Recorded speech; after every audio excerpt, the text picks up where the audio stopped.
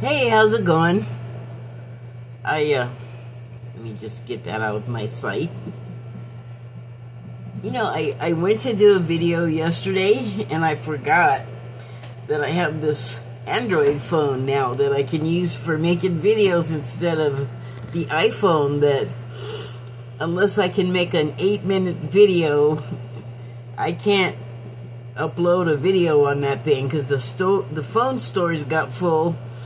And you can't do anything. I mean, you can buy all the cloud storage you want, but then I called the Apple store and I was like, why am I spending all this money on cloud storage and my phone is still not letting me do stuff saying storage is full? And they're like, oh, well, if you buy cloud storage, that has nothing to do with your phone storage. And I was like, what a piece of junk. Because I've had Androids and I prefer them because I did go to make a video yesterday and I couldn't because the Android phone that I bought, because the Apple wasn't working out, was full too. And I was like, oh no. But then I remembered this is an Android and I had like spare micro SD cards. So I just popped that little 64 gigabyte chip out of there and put in 120 gigabyte, and hi, here we are. I'm all proud of myself. So yesterday though, I don't know about you, but I was a mess for most of the day. I could just barely emotionally function because I was just getting hit by waves of sadness and just like, sitting there minding my own business, just being totally neutral, like not really having strong feelings. And then all of a sudden I just get slammered and I'm like almost in tears and, almost to the point where you're getting that shaking thing when you actually are crying. And then it just kind of went away. And that happened a few times. And I don't know. I mean, the cause could have been so many things. I'm not even going to guess. Except, I take it back. I am going to guess. Because yesterday, only LA was like the main news thing that people were televising. But I think there were also protests in other places that were kind of also going down in much the same way, or not, like maybe they were peaceful and they just didn't want to report that because it's not flashy and newsworthy. So anyway, that actually, now that I think of it, could account for a lot of the emotion I was feeling because I was definitely tuned into that, and so my fault. I didn't. No, that's not all I was thinking about, but pretty much from the time I woke up until evening, like when it got dark, which now that it's summer doesn't happen until like 9 p.m. So it was only just before that yesterday that whole feeling of tension and anxiety that was underlying, and then just like my regular mood stuff, I could feel like I like to cheer myself up and make myself have a laugh by watching cat videos or comedians or something. I'll find something uplifting or funny, and that's like part of my normal day. But like yesterday, all this other emotion stuff that was very strong and not common to me. That's not how, when nothing's happening and I have nothing like destroying my life, I'm just not sad like that. I'm just not. And I don't know how to explain it any more than I wanted to jump out of my skin. I felt like I wanted to jump up and run around, but it's like, where do you think you're gonna go? You don't have any money. Also, it was very hot outside yesterday, and if I still lived in LA and not here in the Pacific Northwest like I have for the past over 20 years, I wouldn't be so bothered by an 88-degree temperature. But I am no longer that person that was used to LA temperatures, which is where I'm from. And I'm not. I wasn't used to it really then. I hated it. I didn't do well. That's why I moved north, to try to get away from that. Anyway, yeah. So today, I figured out the SD card thing, and now I can do my recording. But you know, I've been having to deal with this phone carrier for a number of things. Like, they have had me on there talking to an agent in the chat on a number of occasions, and I will have been on that thing for over an hour, which is unusual because this time they were taking what I was saying seriously. I thought, but they told me that they were doing an investigation because they sold me a phone that was compromised, and then it was compromised by a person, and so the person was able to access like all kinds of my private personal information, including my security information for the phone. I've said this before, but anyway, bottom line is I offended this person by removing them from my phone that should have been new and not include this person's presence. But the carrier has gone to hell, and they're just the service department for the most part has transitioned into the sales department. They will, instead of fixing your device's problem, that's like the last thing they'll do. The first thing they'll try to do is sell you something more. Like, I was in there today trying to return a device I don't need because they made me buy it in order to get the phone upgrade, which it has to be illegal. Because the phone that I was upgrading from was well paid for. Like, it had probably been paid for several years, actually. And they're losing money, this carrier, because of streaming, I think. And I think they were butthurt, but now it's just evolved into something mean and nasty, really. I mean, they just are taking out, I feel like, their problems, their failures in the market, and I'm sure their business took a tank. Maybe it took a tank to the side of it, and like really hurt the business. Tank runs into you if it's got any velocity behind it, and it strikes you, and you can't get out of the way of it. That's gonna hurt. I don't feel bad for them, because they're still making a lot of money. They're just not making a god-awful amount now. I'm just sort of plucking that from the air, but it sure feels like that is the case.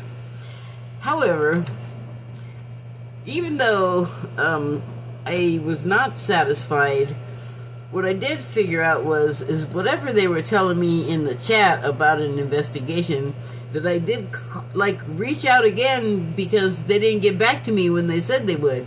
So twice I reached out. They're like, "Oh yeah, it's underway. We're gonna take care of it. We're gonna get rid of that person in your phone." And they really have to do something because they're like the only people that I can get to deal with this. I cannot get a lawyer. I've made the appropriate reports and done all of the things you're supposed to do when you're defrauded, but I need immediate stuff to happen because the dude took my money. He got a hold of my pins to get at my money, and I don't even have a lot of it. So no one could help me with that. And then today, when I'm in that store, they give me all this paperwork to fill out. And this is what I expect an investigation to look like. Not just the phone person that you're talking to that is probably in a call center in another country. that's telling me what I like. This carrier will lie to you. They will. I don't know if they don't tell the people that they have working to chat with the public the truth, or if the people know that they are telling you stuff that doesn't end up being true. So I've encountered this before with this carrier, and I had it in my mind like that could still be the case. Like they could still just be blowing sunshine, which is all the more reason it's Comcast. Just so you know which crap carrier it is, it's Comcast. I refuse to call them Xfinity because that's stupid. And so anyway, in my opinion. But anyway, so now I feel like, okay, this is something further that looks like true action, even though I kind of have to do the work again. That just seems to be the case anymore. Like, if you want something done right, you got to do it your damn self. As long as things are moving forward with this, and I can feel like I've done all that I can possibly do, and then I can just like let go of it, and you know, things have been set in motion. Let me just get out of the way and let them complete the motion and get to whatever conclusion there's going to be. Hopefully a really good one for me. Like, I don't know that I need like a big huge lawsuit. Like, I'm not really looking for that kind of money, but they could like comp my bill for a year and also like pay my rent for 6 months or something like that, because this is ridiculous. Like, they're doing everything they can anyway to not do stuff for the customers. So this is more serious, and it's totally their fault. Like, somehow, some way, they have to answer for this.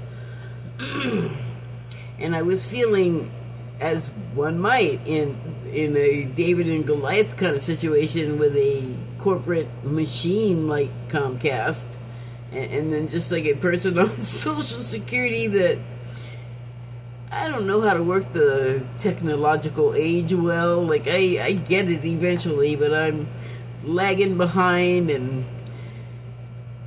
I just want it to be easy. I want it to be like a McDonald's cash register where there's a picture of a cheeseburger, and then you don't have to worry about the price. Like, whatever money they give you, the customer, you just press it in there, and whatever they tell you, like, give you like some crazy amount that's not the exact amount of your meal, and then ask you to give them a certain kind of change, and then they expect you to be able to make all those calculations like in a minute, and there's people behind them, and that I have had that situation. That's why I can recall it so vividly, because it is a nightmare if you can't like make change fast enough.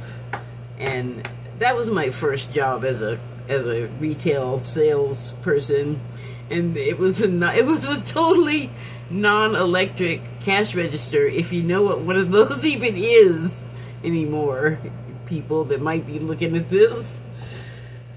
But yeah, I still, though, like, technology has progressed, my ability to use it has progressed, I still want it to be like play school, like toddler toy easy. I would like to like direct my mental focus on things that are more important to me. So, well, I just yammered my head off. There is a point, though. The point is that all of this stuff has been going on, and I'm assuming other people are feeling the effects to some degree or another as well, and it's, you know, just the combination of events altogether are making it hard for a lot of people, and that's part of the protesting too. I mean, not specifically, well, I didn't say anything specifically, but there are so many of us, it's hard to be exact. If you don't know, I mean, you could hazard a guess and you might even get it because there's so many of us, but, you know, let's just say we all know that we gotta, like, come together and voice our concerns and say no. Basically, stop doing what you're doing. Everybody hates it. So I pulled some cards. And I'm not in the state of mind today as I was yesterday at all, because today actually went pretty smoothly. Things didn't go the way I wanted them to, but I think they're headed in that direction. Like, everything was a more positive outcome than, I mean, I'm happy for it. I'm very pleased with the outcome of today. So I pulled some first from the Sacred Soul Oracle, Sacred Soul Messages Oracle deck. And the first one is this here, Lantern. And I'm just right off the top gonna take that as like choosing light in the situation. Like yesterday when there was nothing I could do, like there was no one I could call, there was no symptom I could go to a doctor with. It was just feelings, but it was just so massive feeling. It was uncomfortable. It really felt like symptoms, but I know it wasn't sickness. It was just, I'm just, I guess, taking on more, like having an ability to take on more of this energy. And I know that's, if you like are a follower of the metaphysical stuff, and like I listen to a lot of channeled Arcturians and Saint Germain and things like that, or like Saint Germain, the Ascended Master, and all of those names. If you enter them in the search bar on YouTube, you will get the videos that I look at a lot. The channeler of those two groups is a guy named Daniel Scranton. If you want to know what I'm getting my information from, but you know, it's always better in a situation to choose light, you know. And there's certainly been no shortage of things to not be happy about, but it's a choice we have an opportunity to make, I think probably several times a day nowadays. I hate that phrase, but it works for right now. So, the card says, I know you are tired, but come, this is the way. Like, make the best of the situation. You know, choose light, not violence. You know, not argumentative, not aggression. Renewal, keep going, your path is revealed. So, things grow in the light, in the sunlight, and not in the dark. Some stuff does, but most of the stuff you or I, like, especially if you're a city dweller, your herbal knowledge is probably going to be limited. But anyway, you know, the light's going to grow us too, grow our vibration and make us happier in these kind of stressful situations. You know, but we have a hand in that too. We do have to direct ourselves that way and not give in to, you know, falling into fear column stuff like lack type thinking, longing, and comparing ourselves and self-destructive stuff like that. We can make the choice to stay away from those things, and that's a light-filled type of decision. And so here's the next card, and it does look like a bridge, even before you read anything. But it also looks like, I've said this before, there's a yoga gesture or pose that looks sort of like that. It's this And that's what I always think of with this picture. So I have my Mudra chart right here, and that pose is called Padma. Hold on. The print is really small. Purity. Padma brings purity of heart and nobility of feelings. Promotes caring and communication linked to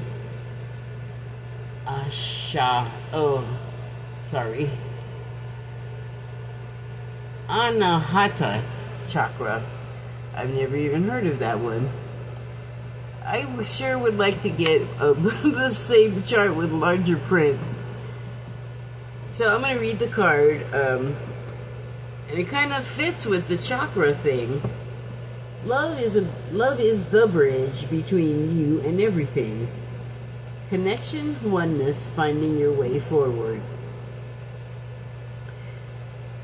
So, oneness, we have a masculine and a feminine sort of side in each of us, and the better we are able to mesh and blend those, the better adjusted people we are. If we're too much one way, I mean, that would be just like any sort of pendulum or polar situation. If you're too much one way, you're off balance, it's not good. It's not thought to be healthy. And then in terms of love, that's a little different, because when you can be like more love than anything else, that's a strength. That's going to work for you rather than against you. But we, for many reasons, don't tend to just stay all blissed out. You know, we have the pendulums and the polar shifts, and that's okay. We're here to feel stuff, not be robots. And love is fiery and emotional and exciting and makes you giddy and makes you feel sick to your stomach and makes you stressed out because you worry because, you know, if it's your kid or something like that, you know, it can be kind of gut-wrenching. But, you know, connection, oneness, finding your way forward. So we're good if we find the oneness in ourselves, and then if we can be oneness with each other, also good. Like, I don't think anyone's going to lose in that equation. So here's the next card. We're really lovey-doveying it up now. So, yeah, this is a big heart surrounded by a bunch of little ones, and it's a love heart, a shark heart with love remoras stuck to it. Your heart is an ocean. Speaking of sharks and remoras, find yourself in its hidden depths. Life journey, finding purpose, true love. So, you know, it's interesting. I was watching something before this, and they were talking about twin flame stuff, and it was Soulful Revolution, and she was talking about how people can get fixated on the sort of romance aspect of the twin flame journey, but that is not she didn't think that is what we're supposed to derive from the experience, and neither do I. I think that if it ends up being a part of it, the being able to have that and not lose your own oneness, and like not, you know, like not get lost in the extreme of the other person, and just like everything becoming about them and what you're doing for them, and what you, like, there has to be an even distribution, or, you know, however that manifests. I think that's how a lot of relationships fail. And the point that I and MJ from Soulful Revolution, I think, agree on is that the goal in a twin flame relationship is to have the love for each other and not lose yourself and still be your own independent soul and personality, and not get sucked into and subsumed by the other person. And then if everybody, both parties, or, well, these are the modern times, so you could have more than two parties in your relationship, so let's be inclusive here. But regardless, if all parties are secure in themselves, then nobody's going to resent the independence, and nobody's going to resent that person spending time on themselves, on self-care and self-love and whatever there needs to be to help us maintain that solidity as a single soul with all of this other stuff going on inside of us, like, you know, having a masculine and a feminine side and everything that those would look like in a man or a woman, as not so much as their appearance or societal expectations of how you're supposed to behave. Okay, so here's the next card. Oh, it's Pride Month. I don't know how you can't know that right now in the United States. But, and I guess the heart was kind of rainbowy too, but I'm just noticing it on this card, the rainbow motif, and that's fine, I guess. It's going to have a meaning for this card, so let you have a look at it. Notice that the ground where the tree is growing out of, well, there's some heat and passion happening there or something. That this rainbow tree is growing out of, but you know, it's kind of like wispy. It almost looks like a nervous system, which I suppose a tree kind of is. Anyway, let me read what it says. Maybe you search the branches for what is only in the roots. Go deeper. Look elsewhere. You need more. So that just tells me to, you know, take more time, like, taking in what you happen to be looking at, particularly when you think about the fact that there's this shift happening collectively in the world. Some people are aware of it, some people are working for it, working toward it, and some people are oblivious or fighting it, and everybody's on their own journey, right? So, but with like the oneness and that nervous system thing, like if everybody's out there all doing whatever, they're all connecting at this central trunk, which is interesting because this is something that I doubt you'll find in many places anymore, but a switchboard used to be a place where you could call.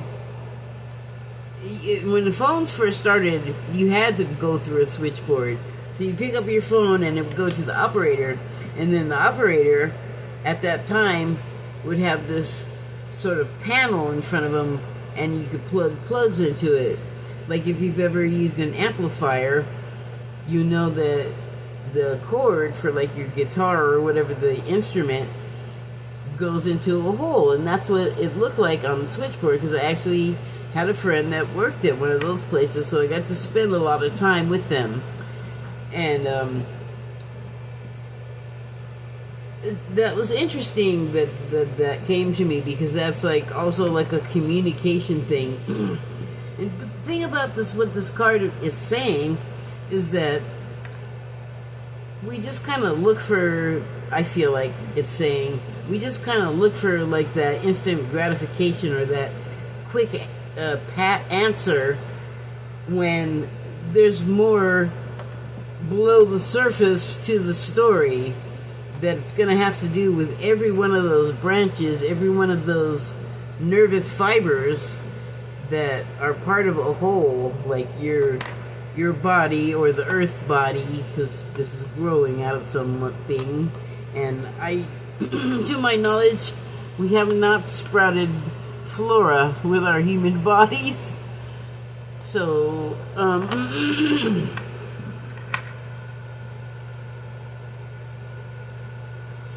yeah, I mean, it's kind of like the top part of this tree is like decorative, and what's really of substance is in the roots below. And we can be like that as people sometimes, where we're just kind of interested in the sparkly, shiny, colorful things, when that's like all sugar and no nutritive value. Okay, so I also pulled some cards from the Gemstone Whispers deck, and the first one is Nakite. I'm not sure how to pronounce that. They're beautiful, though. They're very shiny, slippery looking lozengey stones. And they look so different, the varieties. Although there does seem to be a lot of them with this sort of greenish business. Anyway, trust is the subtitle. The best way to find out if you can trust somebody is to trust them. That is kind of how I feel. But you know, there's like, that's dangerous. It can be, because when you trust some people, certain people, they are gaining your trust to take advantage of you, and that is what it refers to on this card, talking about the best way to find out if you can trust somebody. I don't know if I agree that that's the best way to find out if you trust them. I think maybe watching them and finding out how they are with other people, like, what is their history? To me, that's well, that is the way you would do it if you were not being, like, if you weren't using your senses to divine the answer to that question. Can this person be trusted? And if you ask someone, they're more than likely going to say, yeah, of course, sure, you can trust me, but I feel like that's kind of a red flag. Of course you're going to say that. It doesn't have to be true. And I don't know about you, but I have met a lot of people that say stuff that's not true all the time, just to move things along for them to get their means to an end. Let me stop talking about that, because I'm starting to get all emotional about it. So the next card I pull is Pearl. I think those black metallic looking pearls are so cool. The subtitle is Intuition. Intuition is seeing with the soul, which is what I was just talking about the trust thing. Like, you're probably going to get a more accurate answer, a more truthful answer. Not that you're having an inquisition, but for yourself, the answer that you give that's probably going to give you the most correct information is not if you ask, but if you feel or try to use your senses to get an idea of what's going on as far as, can I trust this person? Or in the case of a pearl, you know, they're not immediately harvested from the shellfish. They might be there. They might not even be on a farm. They might be just in the wild, you know, ending up with pearls. And I don't know, maybe there's a way to look at a closed shell with a living organism in it that can make a pearl. Maybe there's a way to tell by looking from the outside. I don't know.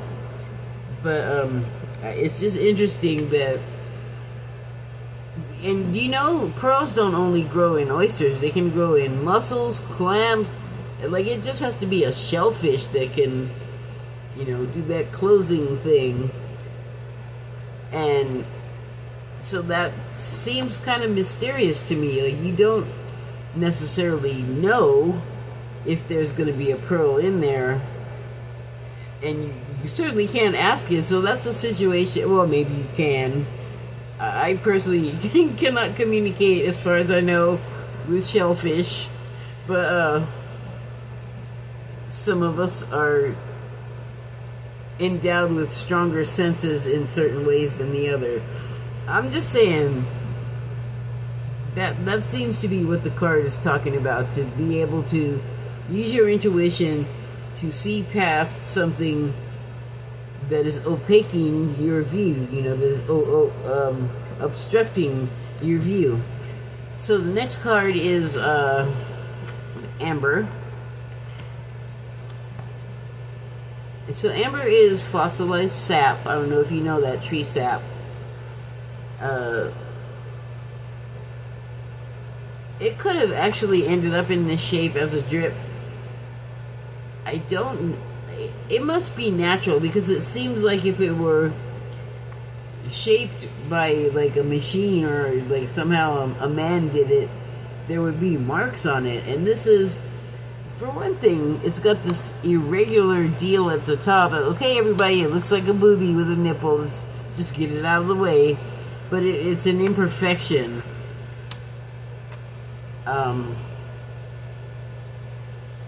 And I don't see necessarily anything trapped in there, but a lot of times there'll be a bug or a leaf that gets stuck in sap, and then the thing ends up covering them entirely, or they sink into the sap and become part of it. And when it hardens over, oh man, I don't know how long, many years, like think geology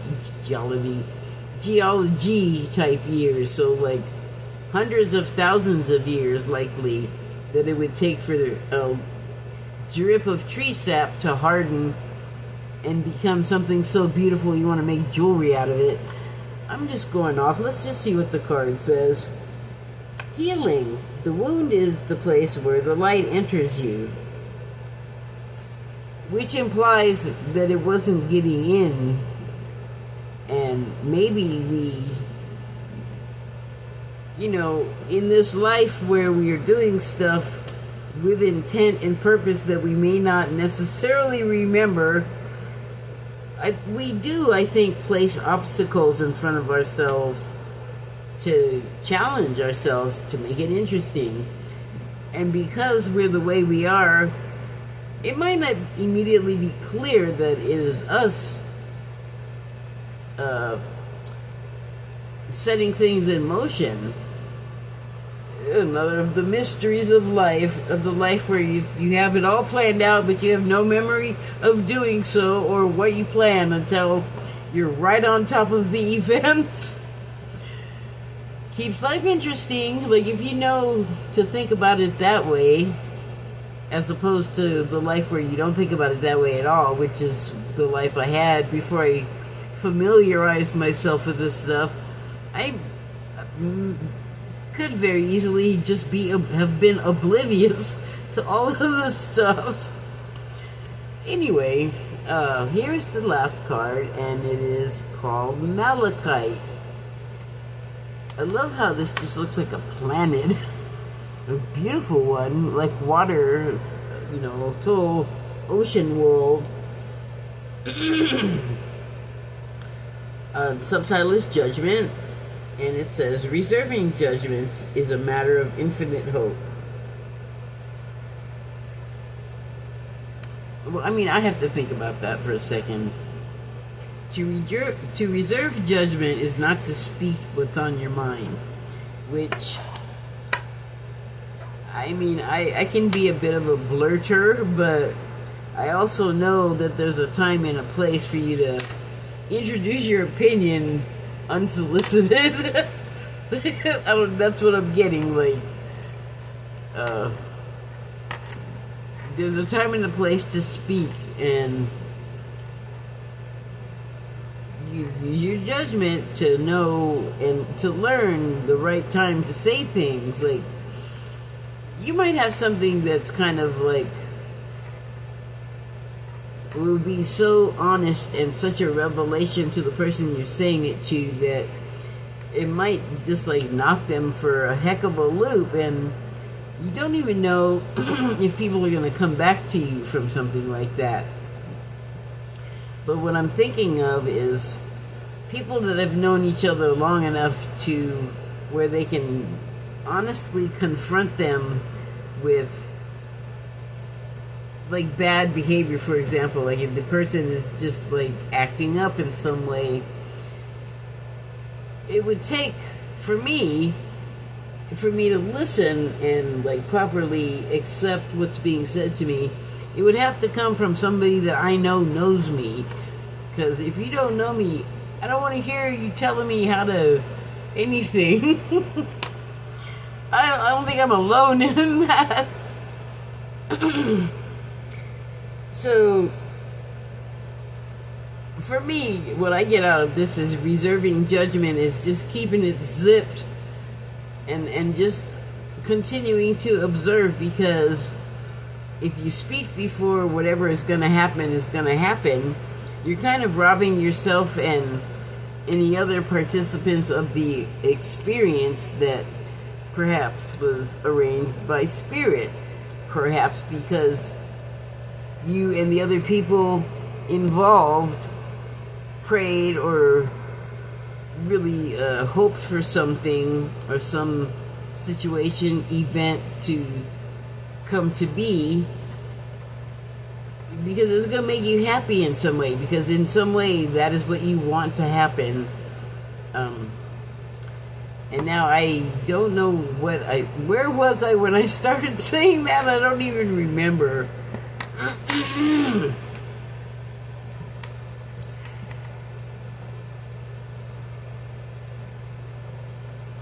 What am I talking about? Okay, well, let me see if I can bring myself back to what I was thinking of there. Reserving judgments is a matter of infinite hope. It's also, I would think, a matter of love, because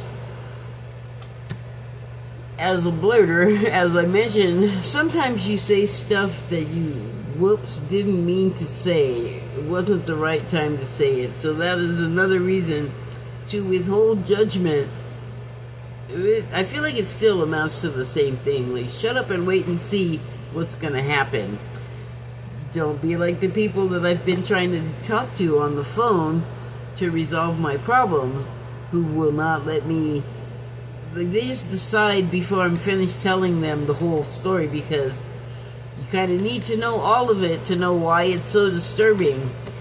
And like I said, it's been frustrating that I've not been able to get through to these people. But I feel like somehow, some way, all of those things are going to resolve.